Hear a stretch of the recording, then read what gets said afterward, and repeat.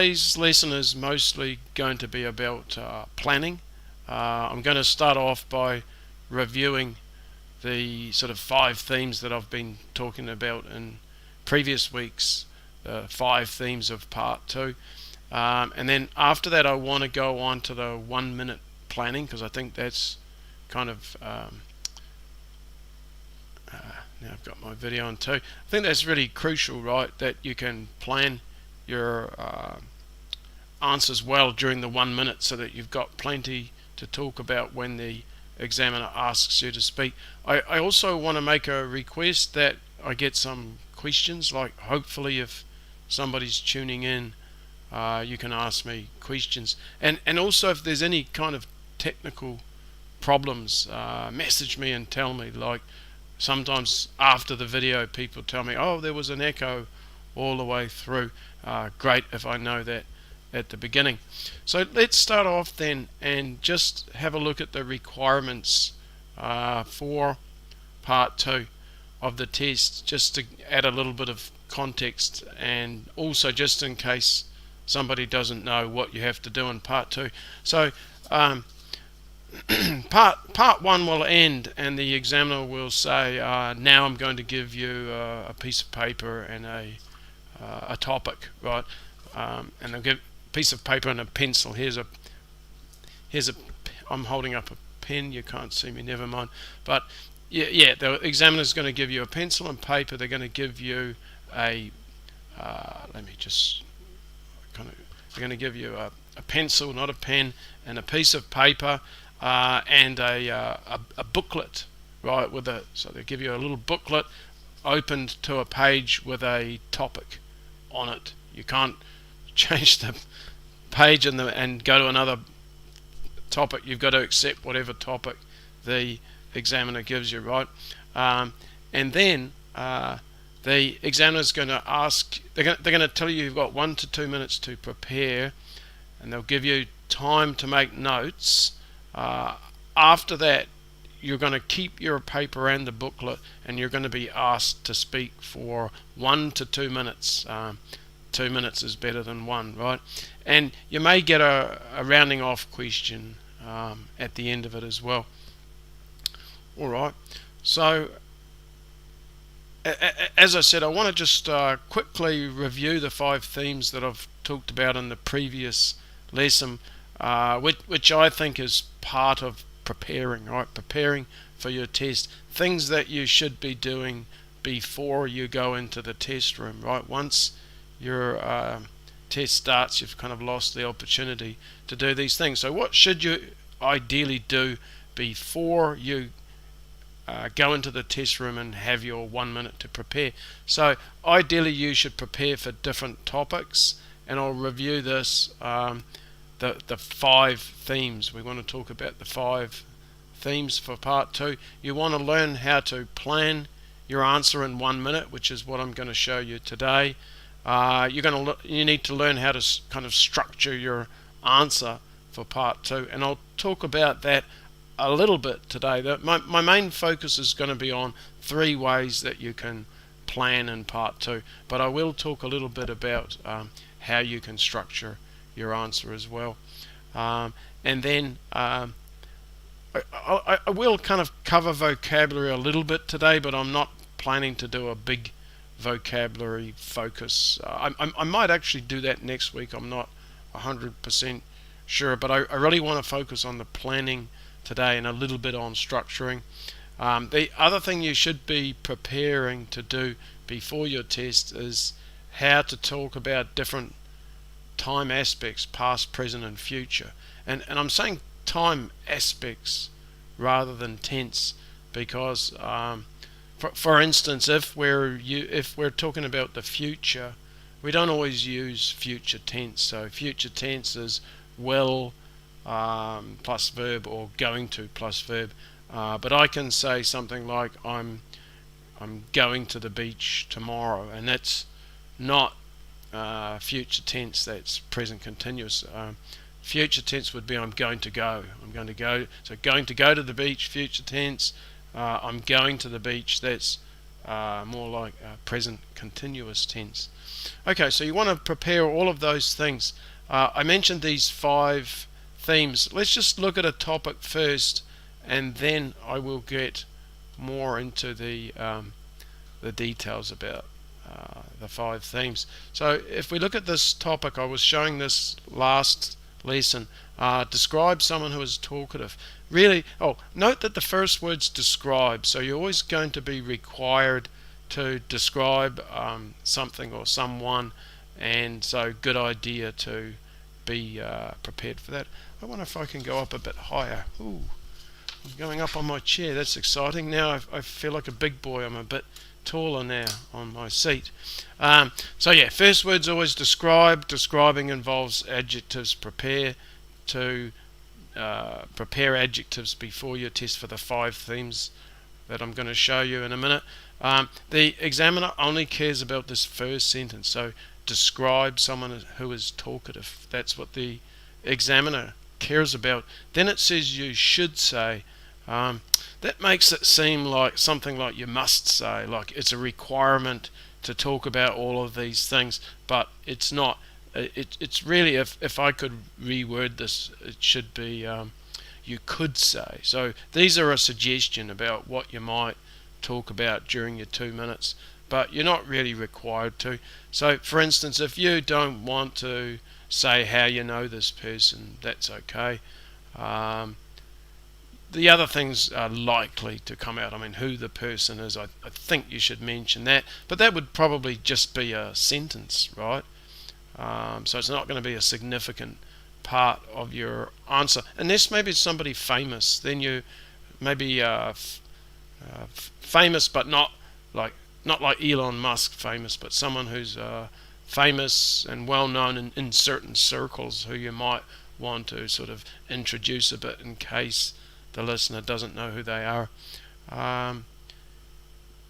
You're probably going to talk about what the person likes to talk about, and you might not say how you feel about this person. That's getting a bit intimate and sensitive, possibly, if it's just a good friend or something.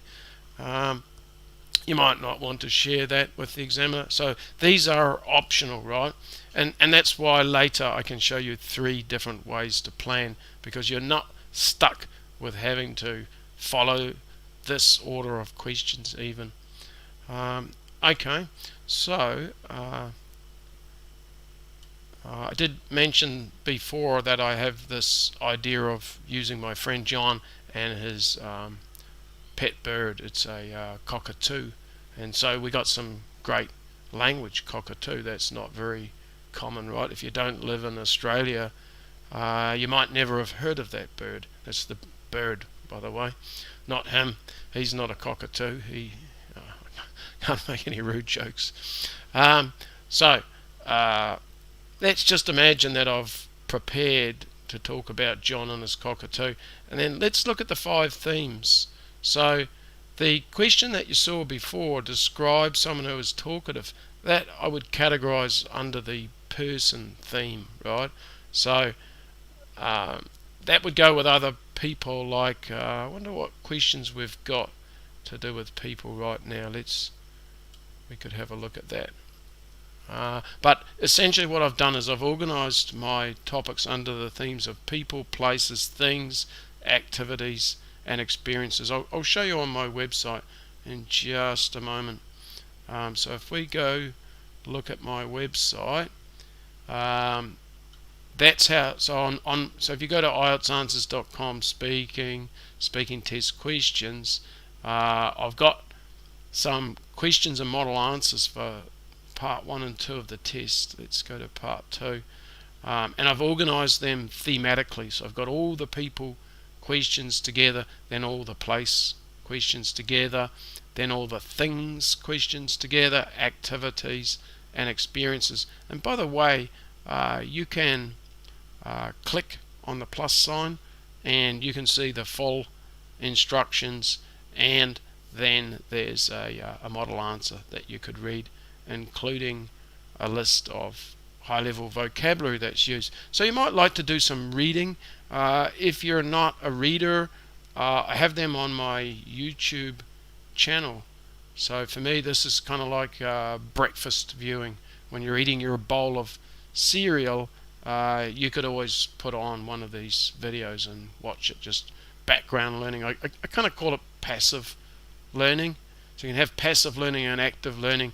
If you're eating your breakfast, why not watch a video in the background so that it's turning your breakfast into some kind of study time. But if you weren't eating your breakfast and you were just watching the video then and noticing certain things about the video, then that might be active viewing. And you might want to active view.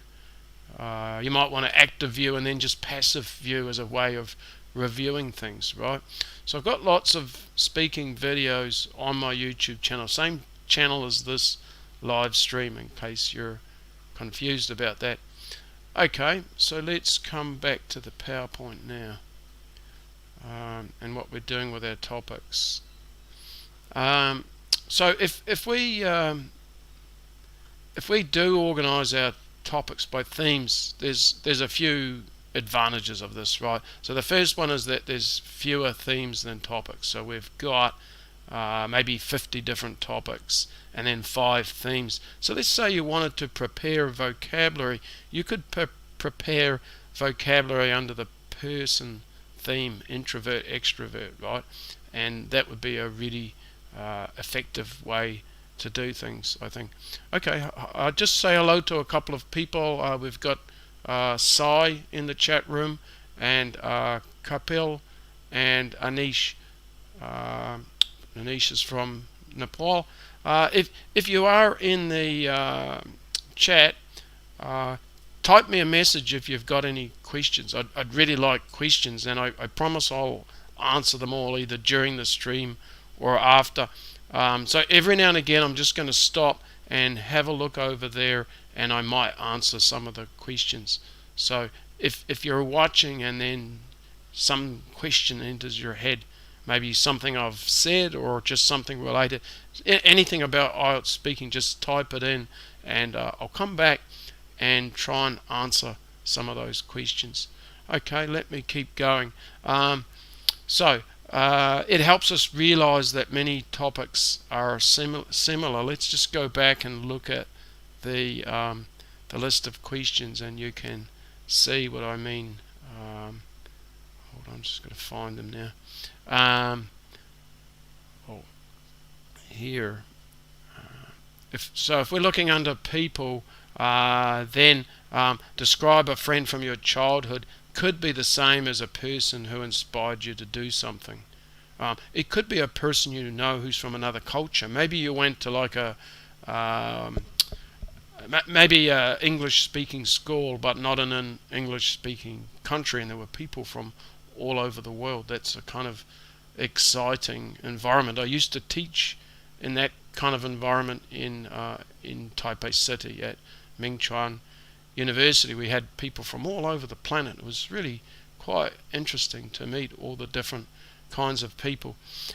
So by organizing our topics thematically, we can realize that there's similarities between the topics, and not only that, there's more. It can help us kind of increase our ideas. So I've got this idea about John and his cockatoo, right, the bird, and then that might tie into some other questions, right? I might be able to recycle John and the cockatoo. We'll see that in a minute.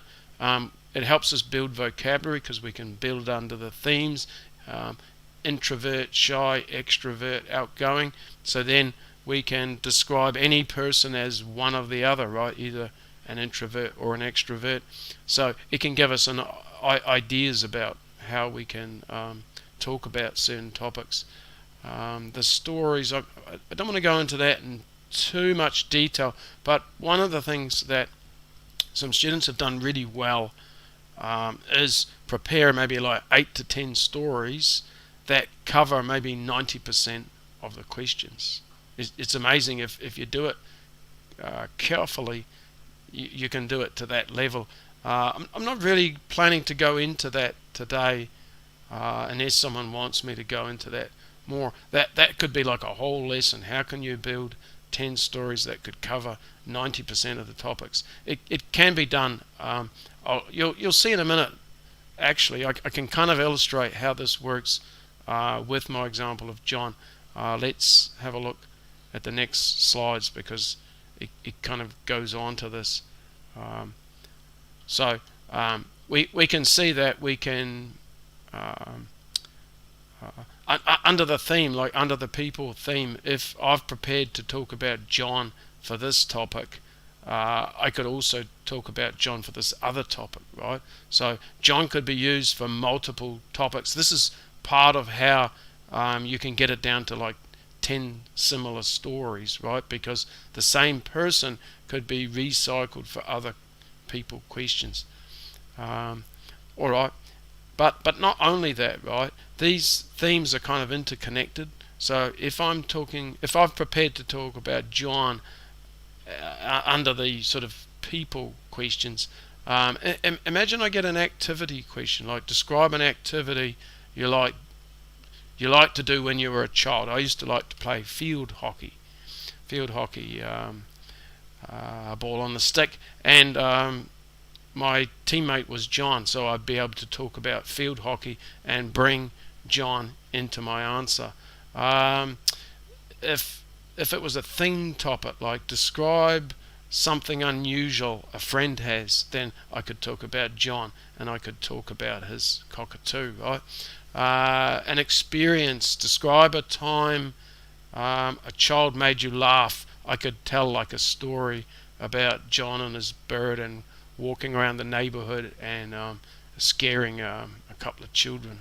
So sometimes the neighboring children are really interested in his bird. It sits on his shoulder and they come up to the bird, and then the bird like hisses or something, and they run off terrified. It's kind of funny if you see it and if you're there.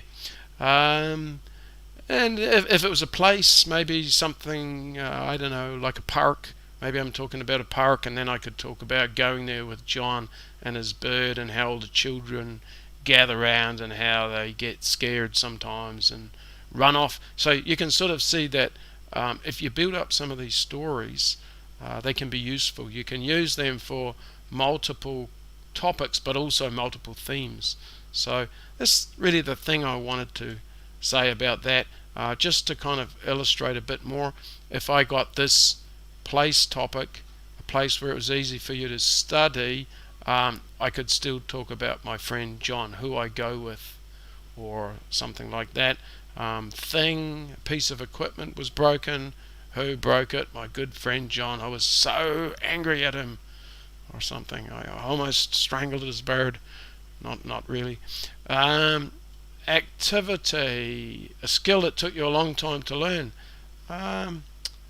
So again, who helped you learn it? Maybe my good friend John helped me learn the skill. I don't know what the skill was. Oh, cooking. He's quite good at cooking. He has taught me how to cook certain dishes, like bachelor type dishes, things that are really quick and easy to cook, that require minimal effort, just what I like, but still taste good. So a good alternative to getting fast food is have the ability to cook a simple, quick and easy dish that tastes good. For instance, Thai red curries. He taught me how to make those, and quite impressive. And then some sort of experience. Describe a happy experience you had before. So I could, again, you can talk about people, because experiences often involve other people. So I might be able to talk about playing hockey and maybe winning, maybe one particular time when we played this difficult team and we put up such a great performance and managed to beat them. Okay, if you're listening and you've got a question, type it in now, because I'm about to go on to planning now. So if you've got anything about the 5 themes, type in your question and I'll just have a look, have a review, and let's see. Okay, well, we've got some more people. Hi, Jahan. If I mispronounce anybody's name, apologies. It's not easy, but I think I got that one. I think I nailed it. Yeah, so like I said, if you've got questions, please put them in. Let's move on now and talk about planning your topics. All right. So you're given 1 minute and 1 minute only. The examiner's going to have some sort of time device on their desk, and they're going to be pretty strict on the 1 minute. And if you didn't finish your plan, bad luck. They're not going to give you any extra time. They're not allowed to. It's a kind of fairness issue that you get 1 minute and nobody's allowed more. Now, what about less? What about if you are ready? What should you do? Maybe you don't. Maybe you feel you don't need the 1 minute. My suggestion is just take the 1 minute. Wait for the examiner to start you, even if you're ready to start. Why? Because sometimes the examiner's writing numbers on their paper. That's about the 1 minute. So if they've got like a clock, they're writing down what time the 1 minute finishes, what time they're going to start you off on your 2 minutes, what time the 2 minutes is going to end, so that they can just look at the clock and know when to stop, right? If you start early, you've messed all that up, and there's no direct penalty for that, but it does kind of potentially annoy the examiner a bit. I don't see any advantage to starting early. Whenever someone wants to start early, I just feel like, how can I put it politely? Let's just say I just think it's a mistake, but actually I'm thinking negative thoughts about the candidate, especially if they stuff it up. If they want to start early and then I say, start speaking now please, and they're like, I don't know what to say. It's like, well, you should have taken your 1 minute. So in summary, take your 1 minute. Now, what should you do with your pen and paper during this 1 minute? I suggest you focus on ideas, things that you want to say. Four ideas would be perfect. 3's probably enough, but 4 means you have more than enough. 4 will be plenty. And each of these ideas is going to become a paragraph, right? Now, you might be thinking, well, it's the speaking test. We don't have paragraphs. But actually we do. Let me show you. This is kind of interesting. Where can I show you? Well, you know what? I'm going to do it later because I have it on this PowerPoint, but it's... Oh, I can show you now. That's what a model answer sort of looks like. That's about long enough for 2 minutes for someone who speaks at my speed, maybe a little bit faster than I'm speaking now. So it's about the length of an essay, and you can see I've got 4 paragraphs here. Maybe you'd like to know the question I'm answering. I'm answering this question here: describe your favorite singer or actor. We've got these sub-questions, and I have followed the order of those. I don't have to. Like, I'm going to show you some other ways to plan, but this is my first method of planning. I've just followed these 4 questions, and here's sort of roughly what my response looks like. So I mentioned paragraphs, and you can see I've separated these into paragraphs, and when I read this out, this is a really interesting thing that probably most native speakers don't know. Maybe most teachers don't even know. Ask your teacher. Ask them if they know this. When we write, we have commas, full stops, and paragraphs. When we speak, we have spoken punctuation. Normally, a comma is a short pause. A full stop, oh, we've got one there, is a longer pause and a breath. So that's where I breathe. And sometimes when people are speaking, they're breathing in the wrong places, and that can cause slight errors with cohesion. So like coherence, the first grading category is fluency and coherence. It can have a sort of slightly negative effect there, and for pronunciation, because the sort of rhythm and the chunks are not right.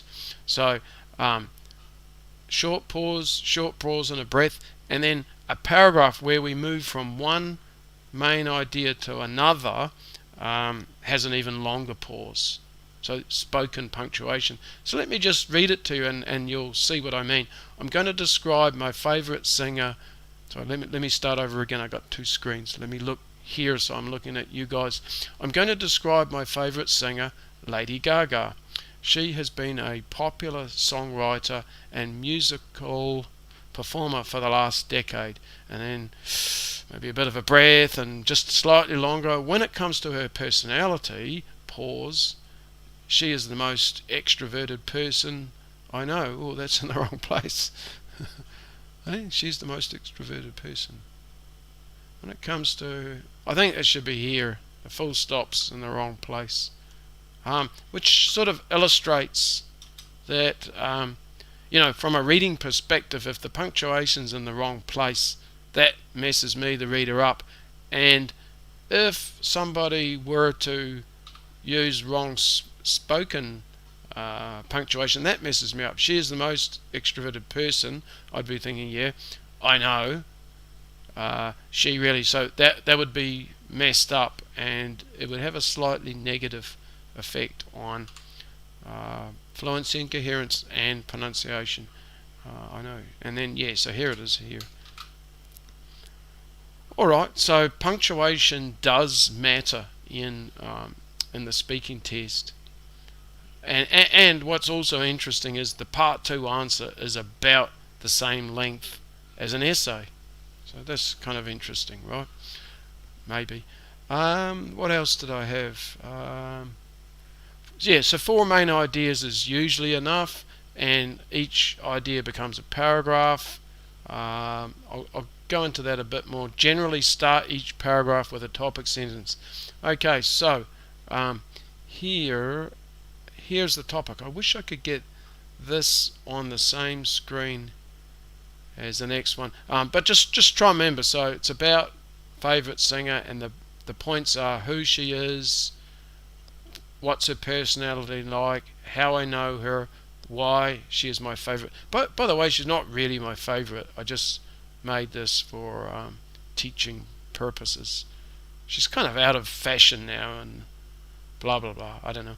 But it's just, and you can do this too in the test. You don't necessarily have to talk about your real favourite person. You might just talk about the one that's easiest for you to talk about and will produce the highest level language, which is really what we want. When we're selecting who or what we're going to talk about, those are really the two key things. How easy is it for me to talk about this person, and can I bring out some high level language? I might pick my real favourite singer, and they might be an incredibly boring, I don't know why that would be, but let's say they're quite boring and hard to talk about, and I don't really have any vocabulary to describe them. Even though maybe I don't know why they were my favourite in that case, but it could be the case. So pick very carefully who or what you choose to talk about can greatly influence your fluency, how easy it's going to be to talk about them, and your vocabulary. So here's my paragraphs. Note this too, how you're going to start your answer. I'm amazed at how many people don't know how to start their answer, and I suggest you figure out a way, and then you practice it to death so that it comes out automatically, so you don't even have to think. Your first sentence should come out fluently and correct, and many people stuff it up, right? So practice it, practice. So this is a good way to start. I'm going to describe, and then my favourite singer, Lady Gaga. So it's directly responding to this topic, right? I guess if I really wanted to, and you might not be able to do it under pressure in the test room, but I mean, ideally I could maybe paraphrase favourite singer. I guess I could say, how can you say favourite? Or at least the singer, I could say musical performer instead of singer, right? Alright, so that's my first sentence, and it's responding to the question of who it is, and then I just gloss that she's a popular songwriter and musical performer. Also an actress. She's in quite a lot of movies and TV shows as well. Quite impressive how many things she's in, and she seems to be like one of those multi-talented people. So even though she's not my true favourite, I do kind of admire her ability. I think she is talented in many ways. And then this is introducing the second question. So the second question was, what his or her personality is like. So I respond to that with when it comes to her personality. So that's a good way. I'd call that a topic phrase rather than a topic sentence. It's a phrase that lets the reader, the listener, know what the paragraph's about. This paragraph is about her personality. I say that she's extroverted, and she's kind-hearted. So I've got a couple of personality traits. This responds to the next question about how I learnt about her, and then the last one about why she's my favourite. Now, so I'm showing you how to start your paragraphs. You can be flexible with this. I'm just showing you one way. What's not great, what I really don't like, is when somebody just reads out the question. Who? So that they'll start off. Okay, well, let me start off. Who he or she is? Oh, it's Lady Gaga. And then later they get to hear what his or her personality is like. If you're just reading off the card, that's not great at all, because you're not paraphrasing. It's unnatural. It's unnatural for there to be questions in your answer. You're supposed to be answering these questions, not telling me what the questions were. So don't read out the questions on the card. And anyway, the examiner doesn't really care about these. They care about this. It's not like writing. So writing, you get task instructions, and you're taught to respond to every word in the task instructions. And it's a little bit different with the speaking, but I would say that rule applies to this. So just describing a singer or actor is not enough. I need to know why they're your favourite. So favourite's a key word, and that should be responded to. But if you don't tell me about the person's personality, that's okay. There could be other reasons not related to personality. I get into it down here about the lyrics. The lyrics are the words to the song, right? Okay, let me just check if there's any questions now. Okay, so we've got quite a few people in there. If any questions pop into your head, please type them in. Alright, and I promise I will answer all questions. So let's get a bit more into the planning now.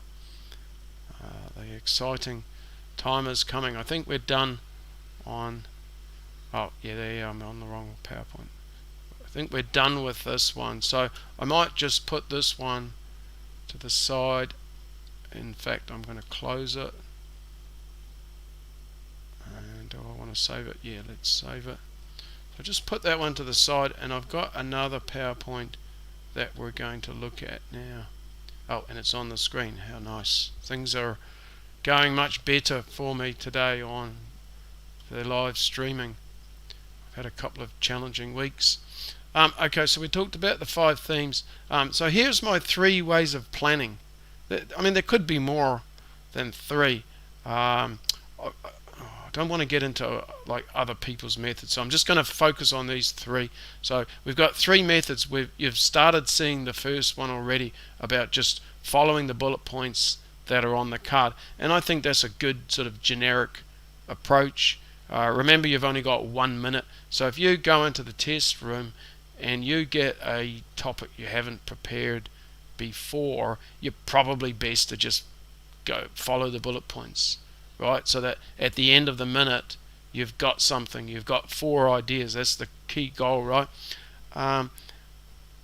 But we do have some other ways to plan, and one is to have 2 aspects to our answer, such as like, dislike, or maybe problems, solutions, or something like this, right?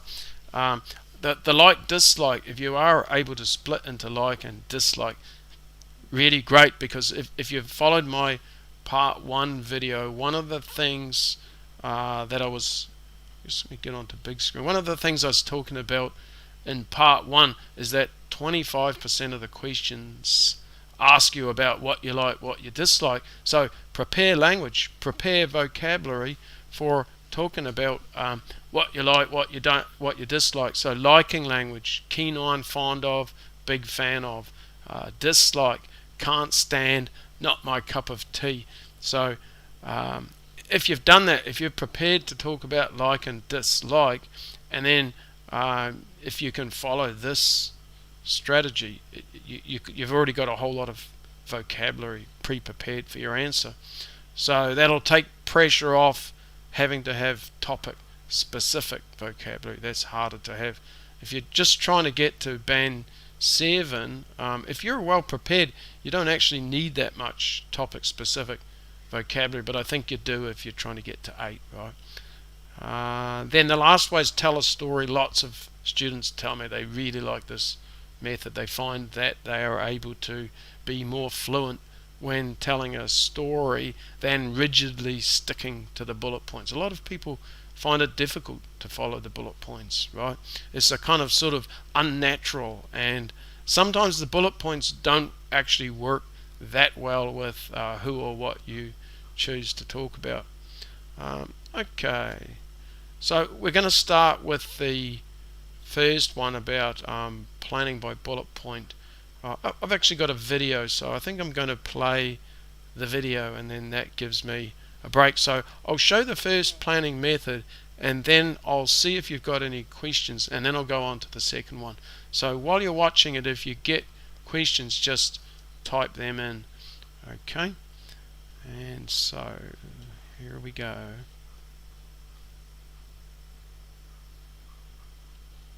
IELTS Speaking Test Part 2. Let's look at 3 ways you can plan your answer.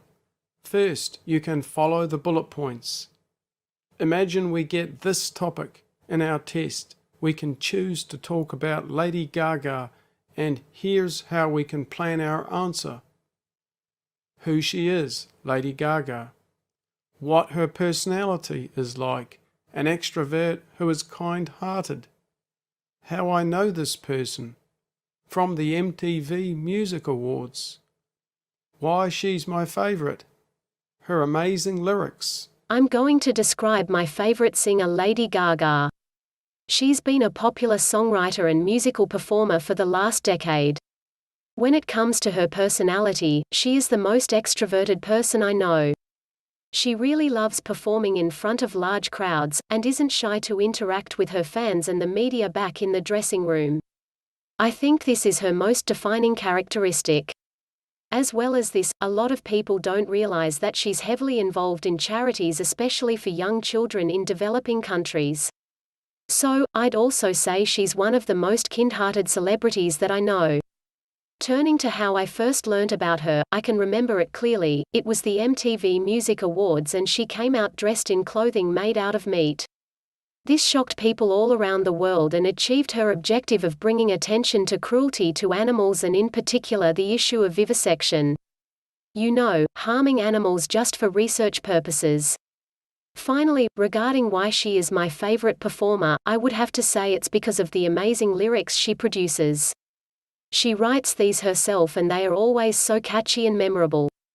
I really like the song 𝗶𝗵𝗵𝗏 and the way that it draws attention to the nefarious side of the media. Another great song of hers is Bad Romance.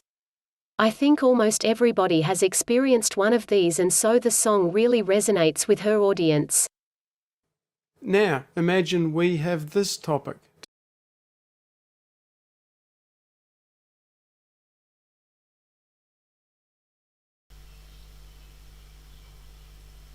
Don't imagine yet.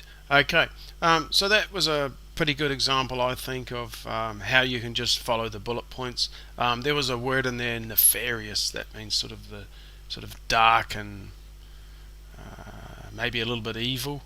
So that's another thing. If you do kind of look at current questions that are in the test, you might be able to prepare some vocabulary for them like that, and then that's a way to push up your score, right? So that's a really useful thing. So let me just see if anybody had a question. Alright, so we have got a question. Yay! If my story is not interesting, does it affect the score? Not at all. So, I mean, if we look at the grading criteria, there's nothing about interesting, right? So, well, let me sort of say it two ways. In theory, it shouldn't have any effect at all, right? And it's certainly not in the grading criteria.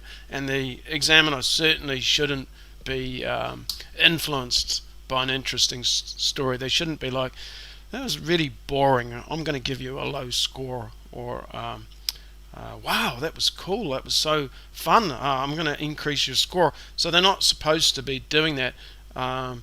However, if we're realistic, occasionally I have kind of, it could possibly have some effect. Like, if the story's interesting, the examiner might pay more attention to it, and maybe they've had quite a boring day, so that could be positive or negative. Paying extra attention might mean noticing more errors, but it might also be noticing the talent. Or, wow, that word nefarious, that was really cool. So I think you definitely get the examiner paying more attention, and maybe a kind of slight positive psychological effect. But so that's basically my answer. It's not supposed to, but the examiner is a human, and for human reasons there could possibly be some effect. But I, as a candidate, I wouldn't be too concerned about that. If it's interesting, that's better. But if it weren't interesting, it's not really a problem. Unless the word interesting was in the topic. Describe an interesting story you heard, and you tell the most boring story I've ever heard, then possibly, again, in theory, again, it still shouldn't really have an effect. Okay, so that's a really good question. Does it have to be interesting? No, it doesn't. It's slightly helpful if it is, though. Okay, let's move on to the second way of planning now then.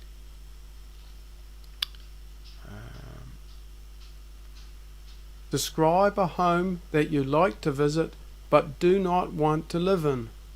Let's have 2 reasons to like and 2 reasons to dislike. Yeah, I just want to interrupt. So yeah, the not a lot of questions are going to suit this, but this question did. This is not currently in the test. It was in last year's test, and it was just like the perfect question to do a like, dislike. So have a listen to the answer. I think it comes out really well, this one, and notice the liking, disliking language that you're going to hear. Let's make a plan following a like-dislike structure. 2 reasons I like to visit there: to visit my family and to see the amazing views. I dislike to live there because of the inconvenient location and because it's run down. The place I'm gonna describe that I enjoy visiting but wouldn't want to live in is my grandfather's house, which is located in the southern island of New Zealand. I'm very keen on visiting it because I always enjoy seeing my grandparents who live in the house and also my cousins who live nearby. It's always great to catch up and have a chinwag about what's been going on in our lives. Another reason why I'm fond of going there is because of its coastal location. From the balcony I can have panoramic views of the ocean. It's also only a 5-minute stroll down to the ocean, and as I am a big fan of snorkeling and swimming, I'm always keen to have a vacation there. However, I must say that I would not want to live there for a couple of reasons. The main one is because I really can't stand being far from the city. It's just too inconvenient to catch a movie or do any kind of serious shopping for things like accessories for my computer. It's also quite far away from most of my friends and social network. Furthermore, the decoration is simply not my cup of tea. The main reason is because it's quite rundown and hasn't been redecorated in over a decade. Also, it's old-fashioned Victorian style with lofty ceilings, which I'm really not into. Alright, so back to me. Yeah, okay, so that was an interesting answer, and you probably heard the expression not my cup of tea, which just means I don't like something. So instead of saying I don't like the decoration is not my cup of tea, that's a better expression. That's helpful for getting up to band 7 and maybe beyond, right? So you definitely want to memorize some of these kind of like, dislike words.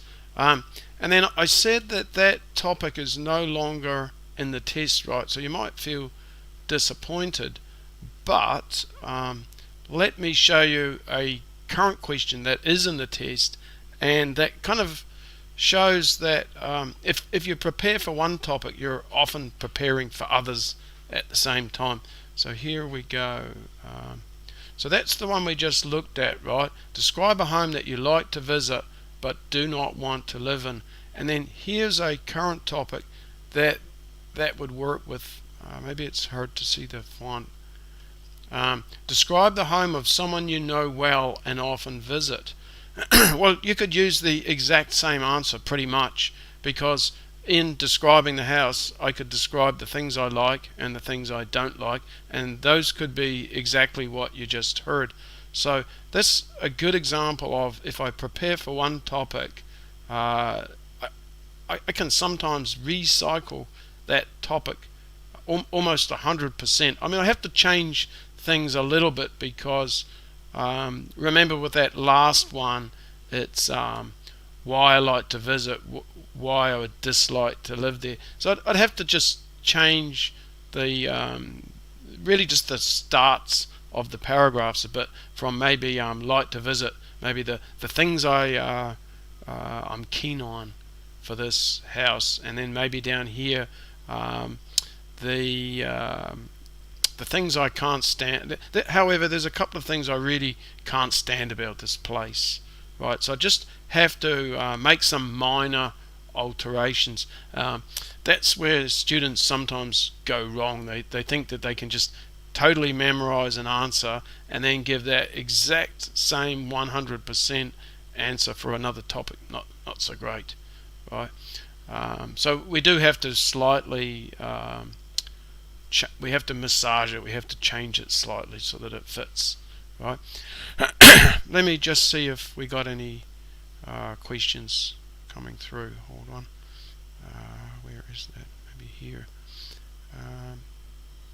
Writing skill. Yeah, I'm not really going to cover writing well, I wasn't planning to. I don't want to get sidetracked onto other things. So I really want to keep it about speaking. But how to master writing skill. I would say look at my writing section on my website, and mostly you want to look at how to structure your how to categorize and structure different writing tasks, different types of essays, different types of task ones. But thanks for the question anyway. And if we can keep having more questions but related to speaking, that would be fantastic. Okay, so now that doesn't have to be the video, just anything about speaking is okay. Let's go on to the third way of planning, the telling stories. And as I said, a lot of people really like this idea of telling stories. So stories, and my examples again are past topic, and it's about getting a computer virus. And so I tell a story about this computer virus, and stories are really nice because they have kind of start, middle and end. So this is sort of the starting. I talk about having an urgent assignment, and then the next part of the story is my computer gets a virus, and then I take some kind of measures to get rid of the virus, an antivirus software, and then it ends with a happy ending. I finish on time and have a celebration, and then I could use expressions like this if I wanted to. Okay, so let's have a look at the video then for this one, and again, if you've got some questions, please type them in and I'll answer all of them. So let's have a look at our video then. Next topic, describe a time when your computer broke down. A great way to structure your answer for this one is to tell a story. Try to plan 3 or 4 parts of your story. You can see mine. I start off by talking about having an urgent assignment. Then describe how my computer gets a virus. I then install an antivirus, and then finally I finished my assignment on time. The time I'd like to describe to you is when my computer got a nasty virus. Well, I was working away on an urgent assignment that I had to turn in at the end of the weekend. I'd been putting this off for weeks, and finally I just had to get stuck in and get it done. I was working flat out, as I needed to write 10,000 words.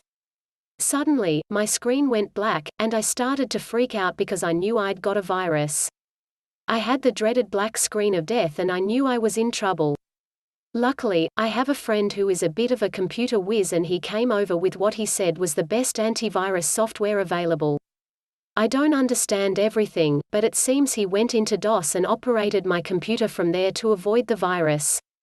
It took a few hours for him to install the antivirus. Then, we had to run the antivirus software and cross our fingers that it would work and kill the virus. I felt over the moon when my computer was able to reboot normally and run Windows. That famous blue screen never looked so good. I got cracking on my assignment again and several hours later it was done, finished, 10,000 words. I was so relieved.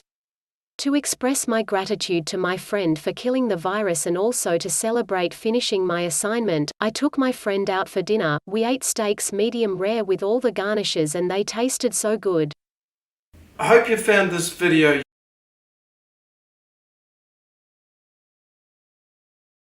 And back to me again. Yeah, so as I was saying, I hope you found the video useful.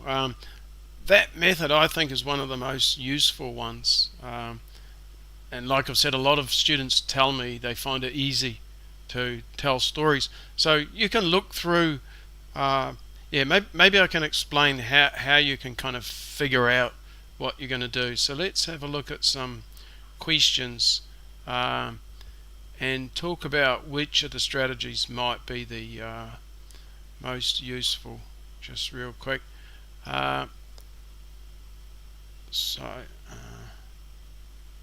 Okay, you should be able to see my screen now. So in terms of the storytelling ones, usually the experiences, these are really good. Describe a time questions, these are really good. Like, describe a time you were late for a meeting. You could just follow these bullet points, but you could use that strategy of telling a story, right? So the beginning would be something about you knew there's a meeting coming up and you knew that you had to be on time and it was important, so sort of setting the scene. And then maybe the next part could be about what went wrong, why you were late. Maybe you got up late, maybe your alarm clock didn't work, maybe there was a power cut. And so your alarm, which was an electric clock, didn't go off, and so you got up late. And then that could almost be a whole story in itself, right? And then you could talk about missing the meeting and maybe the consequences of that. Maybe the meeting had to be rescheduled or something like that. So you could work out a story for that one. That would be really good. And what else? A time you made a decision to wait for something, that would be really good. A time when you helped a child, you could talk about what sort of help the child needed, how you helped the child, and then maybe the result. What was the end result? Maybe you helped a child learn how to ride a bike, and so the outcome would be your nephew was over the moon, being able to ride to school every day, or something. Describe a time when you saw a lot of plastic waste. That could be a story. That could just start with describing you and where you're working. So that walking, that's a place. That could involve place language, like maybe it's beside the ocean and tranquil atmosphere. You could maybe talk about who you were with, and an introverted person who you like taking walks with because they don't talk too much and it allows you to relax, and that can be a good thing. And so that would be a really good. And then seeing the plastic waste, and then how did you feel about that, and then what did you do? Maybe you picked up the waste and threw it out. That would be a great little story to be telling. And then I think all of these are sort of designed that you can follow the bullet points, but not always. The bullet points aren't always useful for it, because it depends on the topic that you pick. Right, let's sort of look at a person one, and I can maybe sort of say why. Like let's say who the person is, my father. So there's not really a lot you can say about your father in response to this question. How you know this person? Well, it's pretty obvious. It's your father. It's not like the Lady Gaga, right? Because Lady Gaga, you're not sort of expected to necessarily know. There could be a bit of background about how you know Lady Gaga, but your father, what you do together, that's quite useful. And explain why you think this person is interesting. So with this one, I'd be tempted to maybe, I suppose it's really like another way of planning. I'd be tempted to look at this, what you do together, and maybe have a couple of, the liking disliking structure would almost be good here. These first two questions could be covered in a sentence or two. Then I could have a couple of ideas, or a couple of things that we do together. Maybe we watch movies together, or maybe we go fishing. So I could describe a couple of things there, and then this is the real meat in the sandwich, right? Notice this word interesting, and it's up here. This is the most important one, and I might plan 2 or 3 reasons why I think my father's interesting, right? Maybe it's to do with the fishing. He's an extremely talented fisherman. He knows all the secrets and tips, and so I find it fascinating to learn from him, right? So that could be a factor there. And maybe another reason he's interesting is he's an extrovert and tells funny jokes. So there's a couple of things to say about this. The first one is those first couple of bullet points might not be useful, and this one is the really important one. And another thing, and this happens a lot, is notice how this one is responding to the interesting. Imagine you talk for 2 minutes and you've only covered these first 3. You haven't got to why the person's interesting. So if I'm the examiner, that's a key word. I need to know why the person's interesting. And that's another reason why I might sort of cover these fairly quickly, and then maybe have 2-3 reasons why I think the person's interesting, because I want to make sure I get to that part of the question. I want to make sure that I respond to that.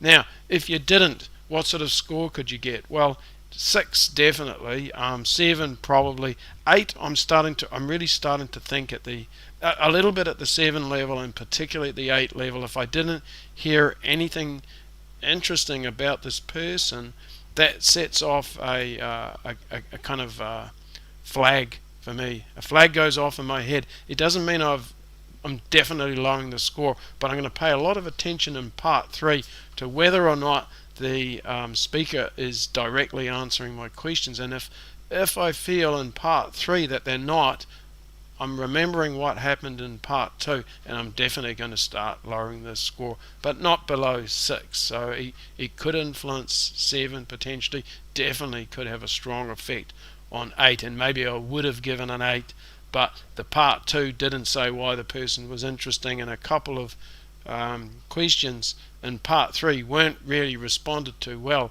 And the criterion that it's really affecting is the fluency and coherence. So the coherence, there's language in the grading criteria about the response and whether the response is logical and those sorts of things. So that's quite important, right? I think a lot of people just don't know how to look at the task instructions. It's only the first sentence that matters, but keywords like interesting matter. Okay, let's have a look if there's any questions. I'm going to take questions and then I'm going to look to stop, I think. So we'll just see. We've got the question there about writing I talked about. Okay, so if you've got any questions, you need to, well, you can type them in after the live stream and I'll have a look, and if that's the case, I'll just write in the comments and I'll answer your question there. And if you found this video useful, hopefully you did, try and give it a thumbs up because it'll help it in the rankings. Please leave me a comment too if there's something. I want to really just do speaking for now, but if there's something about the speaking test you want me to cover next Saturday, then write it in the comments section and I will think about doing that, because I'm still formulating what I'm going to do next week, so I might possibly cover it. And what else? Oh yeah, and then make sure you join each Saturday if you can. I'm going to do the live stream every week at the same time. I've got the timing and the details. I didn't list every country, so just try and work it out. I put the GMT in there, and then I put some of the sort of significant countries or large countries in the list, or places that I know I've got lots of viewers from, I put in the list. Alright, so I hope you found that useful, and I will see you again next week. Alright.